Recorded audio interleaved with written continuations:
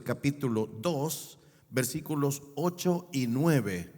Por si usted no lo sabía, la epístola a los Efesios se le conoce con el nombre de el lugar santísimo de los escritos del apóstol Pablo. ¿Por qué se le llama así? Se cree que fue la que escribió desde el cielo. Para los que no sabían, el apóstol Pablo estuvo en el cielo. Fue apedreado en Listra. No sé si usted ha leído esa historia en el libro de los Hechos. Lo sacaron muerto prácticamente, y ahí algunos comentaristas creen que ahí fue cuando escribió Efesios. Es una epístola muy sublime. Efesios 2, 8 y 9. Este sermón se llama Elementos de la Salvación. Elementos de la salvación. Dice la palabra del Señor, Efesios 2, 8 y 9. Porque por gracia sois salvos por medio de la fe, y esto no de vosotros, pues es don de Dios. Y ayúdenme, leamos todos el 9. No por obras, para que nadie se gloríe. Padre, gracias, bendito Señor, por tu palabra.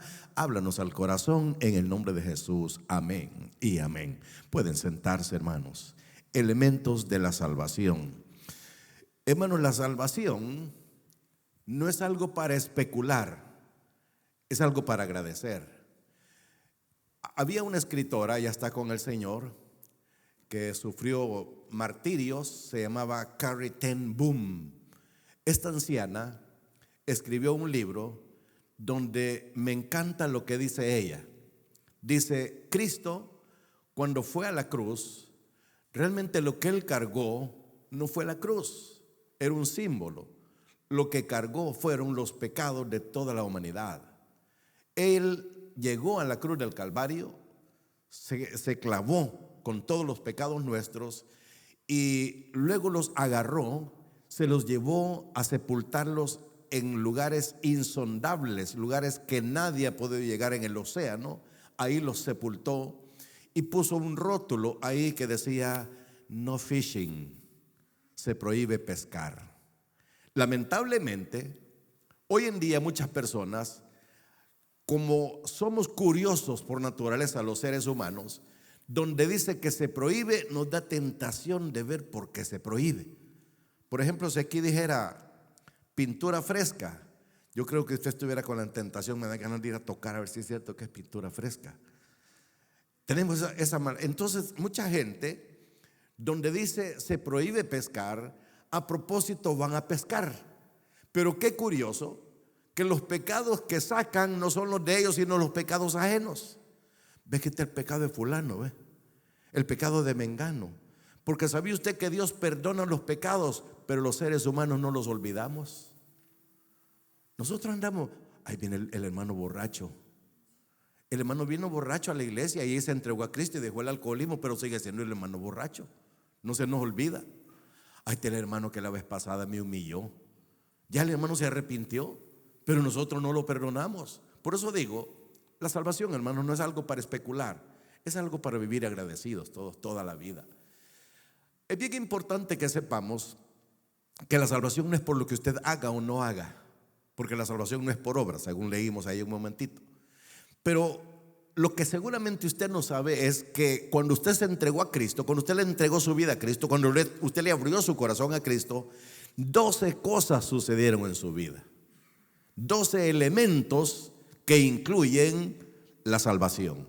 Por eso se llama este sermón: elementos que constituyen la salvación, o elementos de la salvación, que son 12. Y empiezo con el primero.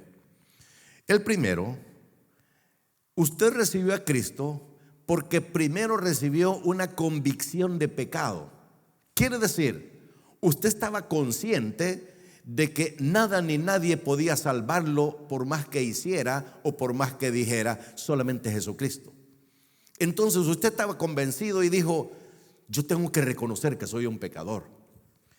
Una señora, más bien una jovencita, año 1941, por ahí así, fue a visitar una iglesia porque el papá le había dicho que era un lugar de brujos, de brujería.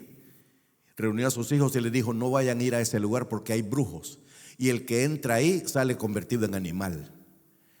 Y como esta señorita se llamaba María Victoria Flores Hernández, Le entró curiosidad, fue a ver, la invitaron a pasar, recibió a Cristo y fue maestra de escuela dominical. 17 años tenía. Con el tiempo un muchacho la pretendía y le dijo: mire, si usted quiere hablarme, le voy a poner una condición. Acompáñeme a la iglesia, le dijo. No está fácil, dijo. Hago como que me hago hermano y me la robo y me la llevo, dijo él. Él se llamaba José Ezequiel Campos Bermúdez. Se casaron, no voy a hacer largo el cuento.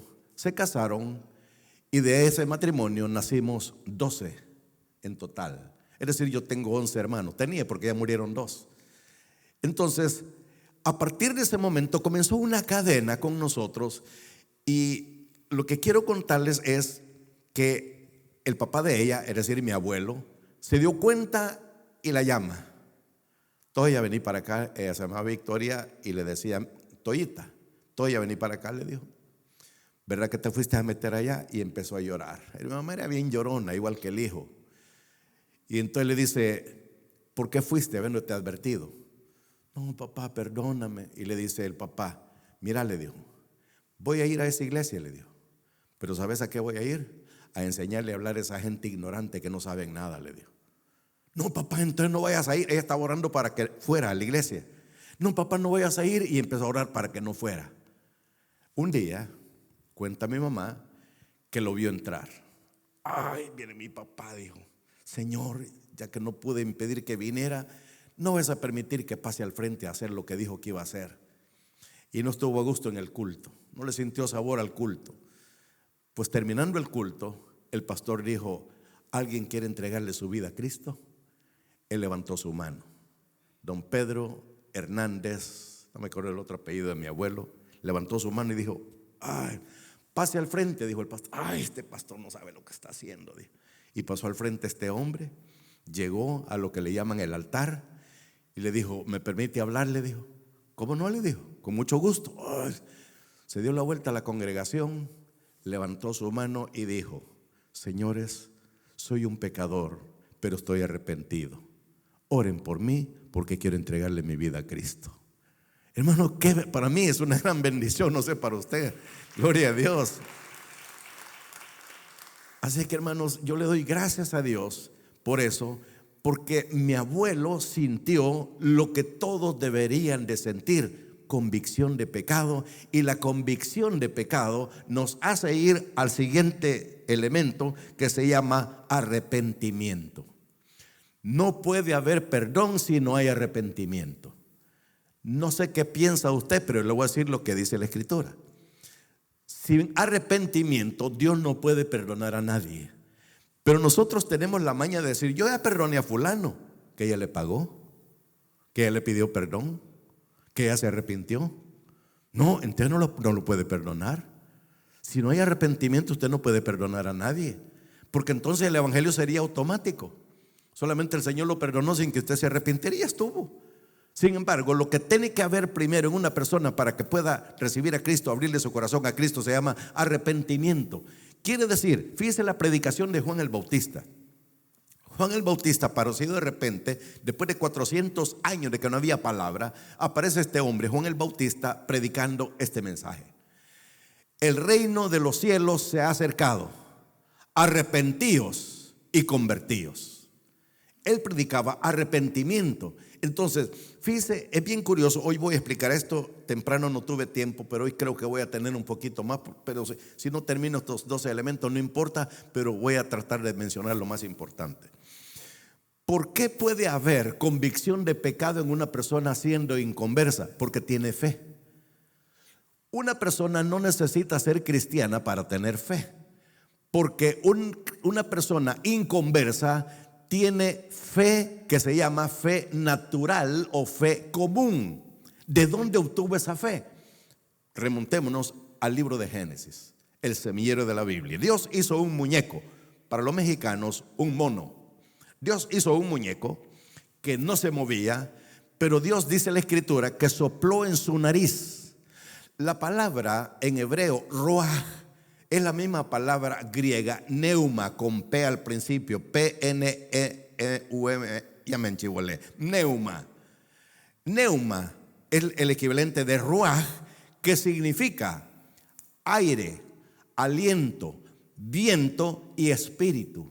Entonces quiere decir que como Dios puso el ruaj en hebreo, el neuma en el individuo, Él no puso el Espíritu Santo, que es otra cosa, sino puso aire, viento, porque sopló su nariz. Quiere decir que todo ser humano trae un concepto, aunque sea vago, de la existencia de Dios. No hay excepción. Entonces eso lo hace sentir que sabe que hay un Dios que existe, o vagamente o concretamente. Yo no sé si usted supo de Karl Marx, el fundador del ateísmo. Karl Marx, para los que estudiaron filosofía, sociología, psicología, es muy famoso Karl Marx. El fundador del ateísmo cuenta la historia que en su lecho de muerte este hombre vio para arriba y dijo: algún día me voy a vengar de aquel que está ahí arriba. El fundador del ateísmo. Y se cuenta que un ateo dijo en cierta ocasión: le doy gracias a Dios que soy ateo. Hermano, qué paradójico. Entonces lo primero que ocurre es que hay convicción de pecado por la fe natural que tiene el individuo. Se arrepiente, quiere decir siente dolor. Ahora, una observación: no confunda arrepentimiento con remordimiento. No es lo mismo. Y para que usted me lo entienda, se lo voy a ilustrar de esta manera. Todos nosotros, mis hermanos y yo, nacimos en un hogar cristiano. Observación: eso no nos hizo cristianos, haber nacido en un hogar cristiano, porque Dios no tiene nietos, Dios solamente tiene hijos. Es decir, la salvación es personal, no se hereda. Yo no era cristiano porque mi papá era cristiano. En un momento dado yo tuve que recibir a Cristo en mi corazón, como mi papá y mi mamá lo hicieron en cierta ocasión.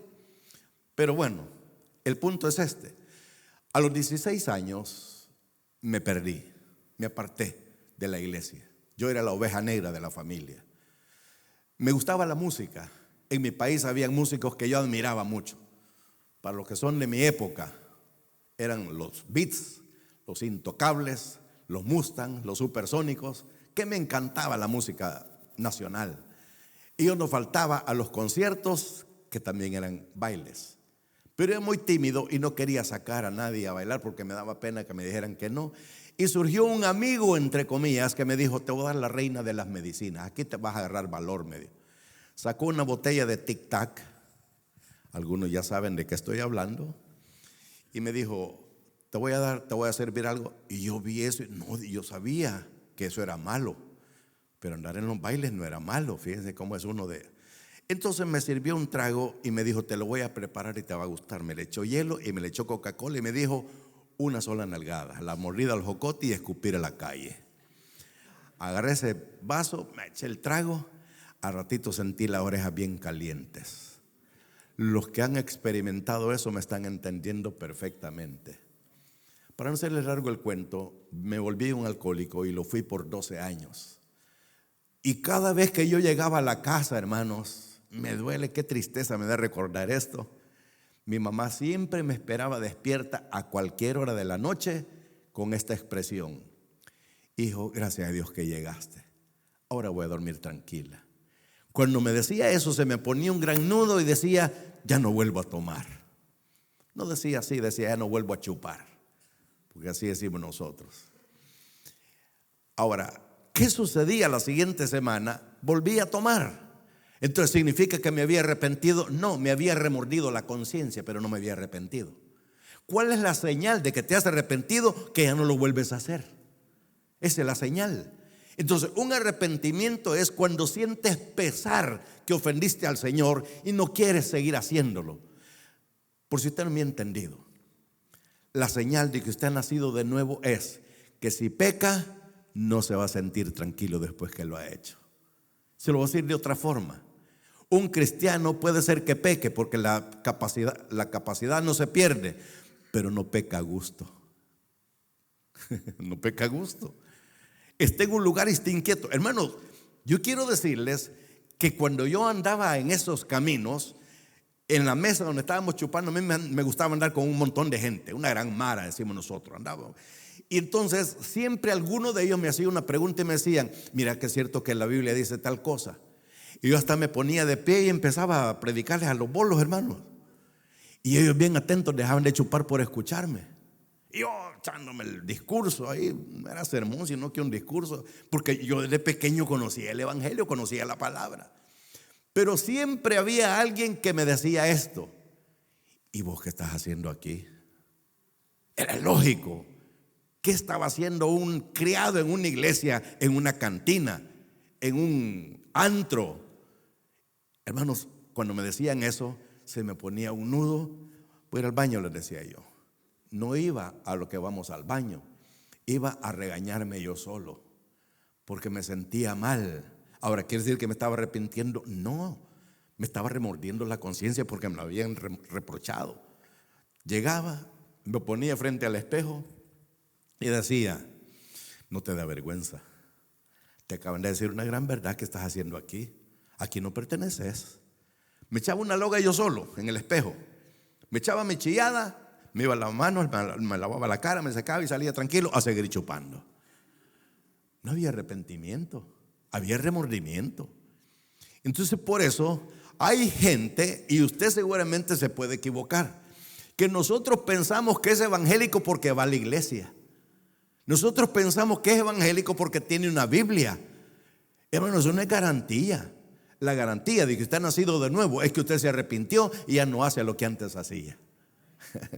Bueno, ahora, tercer elemento: fe. Primero dije convicción de pecado.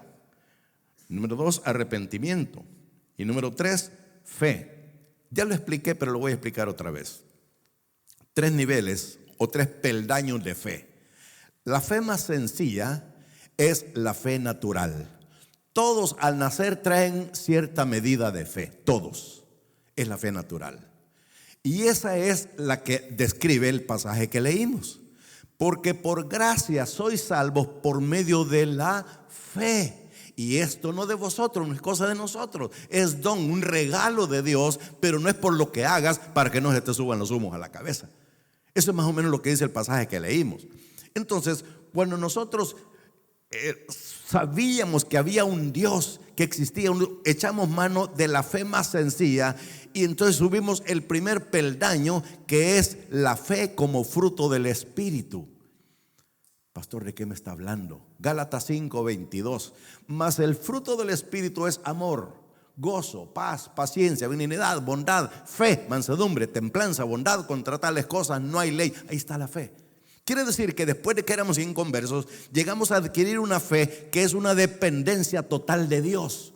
Una dependencia total, absoluta en la palabra de Dios. Esa es la fe como fruto del Espíritu Santo. Pero viene un tercer nivel que ahí casi nadie llega: la fe como uno de los 9 dones del Espíritu Santo. ¿A cuál pasaje me refiero? Primera de Corintios capítulo 12, del 8 al 10. Dice más o menos: porque a este, en el versículo 8, es dada por el Espíritu palabra de ciencia, a otro palabra de sabiduría por el mismo Espíritu, a otro fe. Ahí está la fe como un don del Espíritu Santo. Ahora, la fe como fruto del Espíritu, el doctor Paul John Guichot le puso la fe logos, una fe genérica. Pero la fe como fruto del Espíritu es la fe que un escritor le llama la fe rema, R-H-E-M-A, rema. ¿Cuál es la diferencia entre la fe logos y la fe rema? A ver si me doy a entender. La fe logos es una fe genérica. Por ejemplo, si yo preguntara en esta noche y dijera: levanten la mano los que creen que Dios sana, me imagino que todos levantarían la mano. Por lo menos si no dice que me hagan, así aunque sea. Porque si no está de acuerdo, discutimos al final, no aquí porque no tengo tiempo. Entonces, quiere decir que sabemos que Dios sana. Muchos de nosotros somos producto de esto, que Dios nos ha sanado. A mí me sanó de alcoholismo crónico, hermanos. Y digo me sanó porque, hermano, a mí no se me sale la saliva cuando veo a alguien chupando, me dan lástima, porque yo ya pasé por ahí. Entonces, la fe logos es que sabemos que Dios sana. Pero la fe rema es de esta manera. Imagínese usted que traen a una persona conduciéndola porque es ciego. Traen a un ciego y dicen: señores, disculpen, He traído a este ciego porque quiero que oren por él para que el Señor le devuelva la vista. Y me lo ponen enfrente. Y entonces yo ahora me dirijo a la congregación y les pregunto: ¿ustedes creen? Y levanten la mano si creen que este ciego va a sanar ahorita. ¿Verdad que ahí no todos levantarían la mano? De que Dios lo puede sanar, levantamos la mano. Pero de que lo va a hacer ahorita, esa es la fe rema. La fe rema es cuando sabemos que Dios va a hacer algo en un momento y que estamos seguros que lo va a hacer. Un ejemplo. Yo nací y crecí en una iglesia pentecostal. Viví prácticamente toda mi juventud en esa iglesia pentecostal, y cuando me regresé a los caminos del Señor seguí en la misma iglesia. Pero cuando regresé a los caminos del Señor, yo tenía una gran sed por la palabra. Yo quería estudiar y no me recibían en ningún seminario. En el año 1982, bueno, con mis hermanos habíamos hecho un trío. En 1980 comenzamos nuestro ministerio con un trío. Nos invitaban a las campañas, a las iglesias, a ministrar la alabanza. Pero yo sabía que la música no era todo. Yo sabía que había algo más por hacer. Y no me recibían en ningún seminario. Pues una vez nos invitaron a una iglesia que yo había escuchado mencionar y se llama Tabernáculo Bíblico Bautista Amigos de Israel, donde un tal Toby, así decía la gente. Nos invitaron a cantar a esa iglesia, y el pastor estaba leyendo, para los que saben de esa época, un papelito que le llamaban entérese. No sé si hay personas de esa época. Es decir, el boletín de anuncios. Y el pastor dijo: hermanos, esta próxima semana continuamos con nuestro colegio de teología. Hermanos, se me encendió el foquito, me salieron las antenitas y dije yo: esta es mi oportunidad. Si alguien está interesado, dijo, al terminar el culto salga de aquí recto, dijo. Enfrente estaba la iglesia de los jóvenes, para los que conocieron en la Sultana. Váyase recto, dijo, al tope, cruce a la izquierda, ahí lo van a estar esperando. Hermano, yo no me aguantaba porque terminara el culto. Terminando el culto, le di mi guitarra a uno de mis hermanos y le dije: váyanse para el carro, ahí me esperan. Y salí corriendo, como que me iban siguiendo. Llegué y estaba una mesita y un muchacho se me queda viendo. ¿Se va a inscribir?, me dijo. Y yo: no sé, le dije yo. ¿Entonces qué quiere?, me dijo. Es que quiero información. ¿Qué tipo de información? La pregunta que hacía siempre: ¿qué necesito para estudiar aquí? ¿Qué pagué?, me dijo. Bien fácil me la puso. ¿Y cuánto se paga? Y ni me acuerdo ni cuánto se pagaba. Y me dijo: tanto, pero no vengo preparado. Te voy a inscribir por fe, me dijo. Fe, para los que no saben, en este caso significa feria. Te voy a inscribir por fe, me dijo. Y me inscribí. Bueno, lo que quiero decirles es que en ese momento, hermano, yo me sentía el hombre más dichoso de todo el mundo, que estaba estudiando. Nací en una denominación, me gradué en otra denominación. Así es que ahora, hermanos, yo conozco los dos bandos. Si un pentecostal me quiere entuturutar, le va a salir el tiro por la parte posterior de la escopeta. No digo de la culata porque suena bien feo. Y si me encuentro con un bautista que desprecia a los pentecostales, también yo defiendo a los pentecostales, porque realmente, hermanos, tienen cosas bonitas. Ahí nací y crecí, no puedo hablar en mal de ellos. Pero, hermanos, yo conozco los dos lados, y por eso me identifico con algunos hermanos como bauticostal, porque soy pentecostal con freno y bautista con acelerador. Estaba predicando en una iglesia en una ciudad que se llama Bellflower, y siempre que el pastor salía me llamaba para que fuera a predicar. Y esa vez que terminé de predicar, cuando me bajaba del púlpito, los hermanos hacían una cola, una fila, para darme las gracias por el sermón. Gracias, pastor, por ese sermón, que Dios me lo bendiga, a ver cuando lo vemos nuevamente. Gracias a todos saludándome. Y vi un joven al final de la fila que siempre que alguien se añadía a la fila, él le cedía el puesto y se pasaba para atrás. Llegaba otro, lo ponía, y yo dije: bueno, muchacho, a ver qué. Y lo saludé a todos. Cuando llegó el turno de este muchacho, un joven, en vez de saludarme, yo al saludarlo: permítame, me dijo. Sí, le dije yo. Tengo una pregunta para usted. Sí, le dije yo. ¿Verdad que usted no es bautista?, me dijo. Y bueno, me sorprendió. No hallaba qué contestarle. Sí o no. Pero lo primero que se me ocurrió: ¿por qué?, le dije yo. Es que mire, me dice, yo soy pentecostal, me dijo. vivo en Guatemala. Me congrego en una iglesia Príncipe de Paz. Para los que conocen esta denominación, me congrego en una iglesia Príncipe de Paz. Pero mientras usted estaba predicando, me dijo, el Señor me dijo que le dijera esto, que le diera este mensaje. ¿Lo recibe? Me dijo. Claro que sí, le dije yo. Dice el Señor que no desmaye, que siga porque le tiene un ministerio grande en este país. Yo acababa de llegar a Estados Unidos. Hermano, qué bonito se me hizo. Entonces a él fue que le dije, mire, le voy a decir la verdad, le digo, yo soy bauticostal. Se me queda bien riendo y me dice, ¿qué es eso? Y ya le dije lo que les acabo de decir. Pero hermanos, el punto es este, que yo sé que hay cristianos que no se definen ni en uno ni otro lado, ni tampoco tienen fe porque dicen que tienen y no la tienen. No sé si escuchó usted este hombre, se llama Dante Gebel, no sé por qué le dicen Gebel. La G, para que suene G, debe de estar sin U, o no, debe estar con U, pero él, su apellido es Gebel y le dicen Gebel, como sea. Y cuenta esta ilustración que me gustó mucho. Dice que había una iglesia muy bonita, pero que enfrente le fueron a poner una cantina. Entonces el pastor dijo, hermano, dijo, vamos a hacer una vigilia y vamos a cerrar el día siguiente con un ayuno para que el Señor destruya esa cantina. Hicieron la vigilia, terminaron el ayuno, empieza a agarrar fuego a la cantina. Entonces el dueño de la cantina demandó al pastor de la iglesia, lo llevó a corte.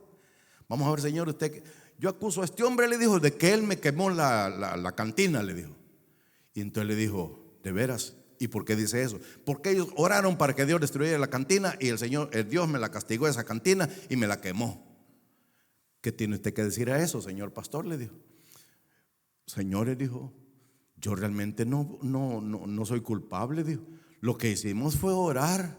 Un momento, dijo el juez, aquí estoy un poco confundido, dijo. Aquí tengo en primer lugar un ateo que no cree en el poder de la oración y está reclamando por el poder de la oración, y un pastor que dice que cree en la oración, pero aquí viene a negar que no fueron ellos. Y bueno, ¿en qué quedamos? Usted, no sé si usted se acuerda, si no termino no importa, no me preocupe, vamos a salir a tiempo. Y creo que ya la hora no se mira bien porque brilla, pero nada más les cuento esto. Dice la escritura que a Pedro lo metieron preso, libro de los Hechos, y dice más adelante, pero la iglesia hacía sin cesar oración por Pedro. ¿Sí o no? Háganle así si pueden decir amén, porque a veces uno no quiere hablar. Ahora, ¿qué oraban ellos? No dice la Biblia, pero tenemos que suponerlo. Si alguien está preso, ¿por qué oramos? Porque salga. Si alguien tiene alguna enfermedad, oramos para que se sane, etcétera. La iglesia sin cesar hacía oración por Pedro. Y dice la Biblia que a medianoche llegó un ángel y despertó a Pedro y lo sacó de la cárcel. Y lo primero que hizo Pedro saliendo de la cárcel fue buscar el templo. Se fue para la iglesia. Muchos de nosotros no buscamos la iglesia, y no es que nos vamos a divertirnos con los amigos, a darle gracias al otro y no a Dios. Pero Pedro fue para la iglesia. Cuando Pedro toca la puerta, una muchacha que se llama Rode estaba cerca de la puerta y le dijo, muchachos, es Pedro. ¿Estás loca?, le dijeron.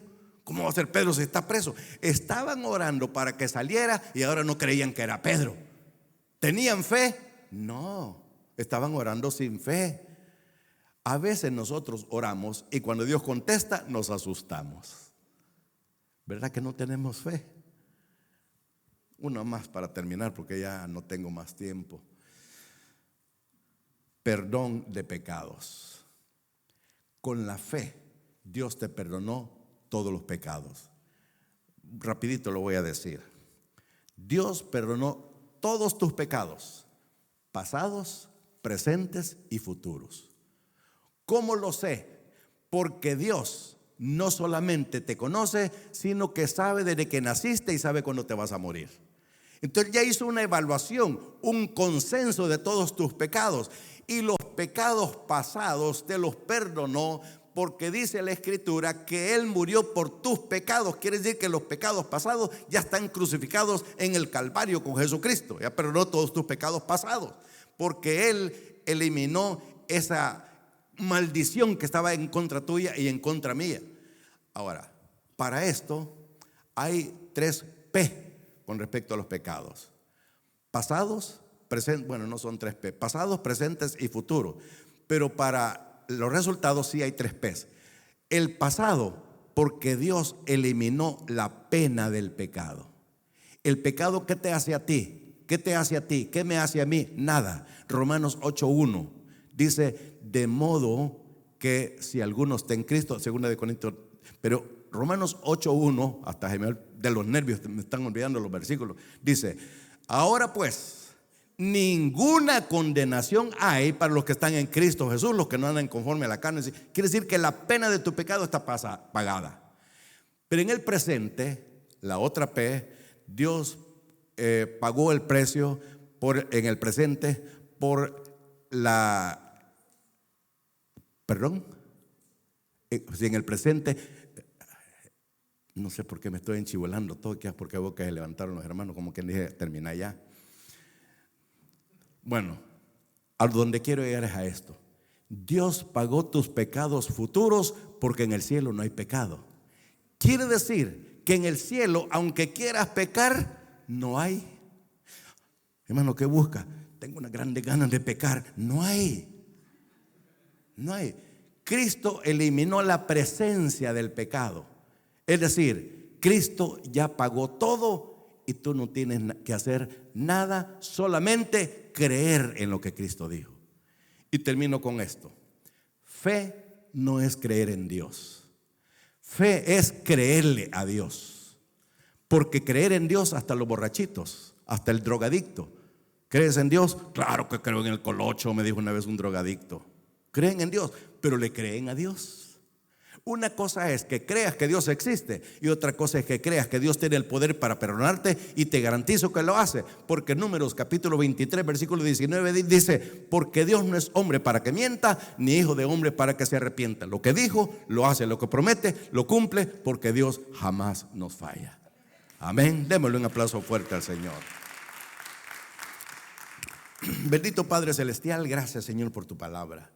Gracias Señor, porque a pesar del poco tiempo, Señor, hemos podido aprender un poco acerca de tu palabra. Gracias por estos 12 elementos, Señor, que constituyen nuestra salvación, que muchos de nosotros quizás ni sabíamos. Pero te damos gracias, Señor, porque a través de tanta cosa compleja muchas veces nos damos cuenta, Señor, que tú eres un Dios grande, un Dios fuerte, un Dios misericordioso, un Dios lleno de bondad, de gracia, un Dios que nos sostiene, un Dios que nos protege, un Dios que nos cuida. Te damos gracias, Señor, porque tú jamás nos fallas. Gracias, Padre Celestial, por este día. Gracias por esta hora. Y gracias, Señor, por nuestra iglesia. Dejo el tiempo para el pastor para que continúe con la invitación. Que Dios me lo bendiga a todos.